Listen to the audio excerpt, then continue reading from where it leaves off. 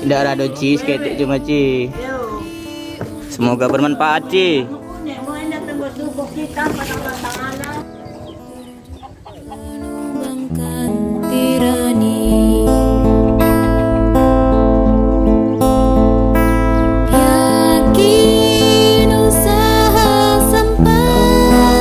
Sudah ke sebuah yang menghasilkan.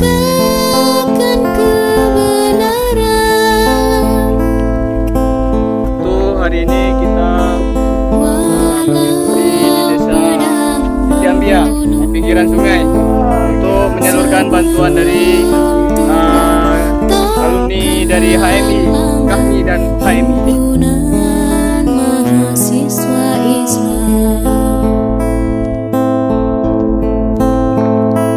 Yakin usaha sampai menegakkan kebenaran, walau pedang membunuh.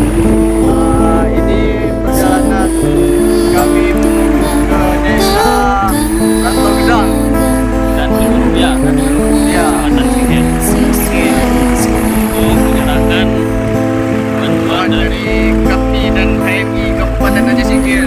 Terima kasih pada alumni Himpunan Mahasiswa Islam yang telah menyumbangkan sedikit rezekinya untuk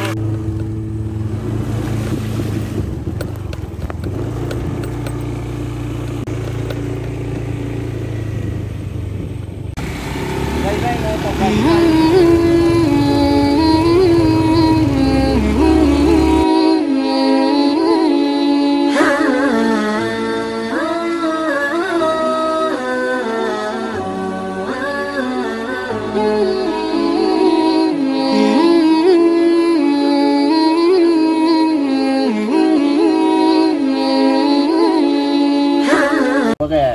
metua henda Berkah, Berkah minumnya sehat, panjang umur.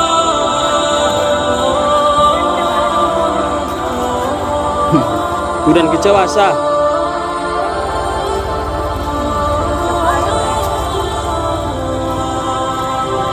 Anak nah.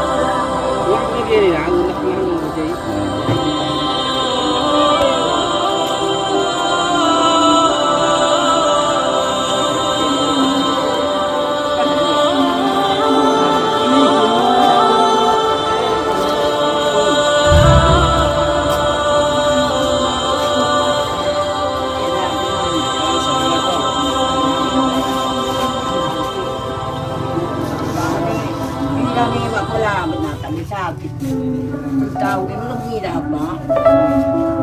Apa kita pergi dah pun abang jumpa aku ni. Aku dah kau jangan mungkin aku keluar dari pergi aku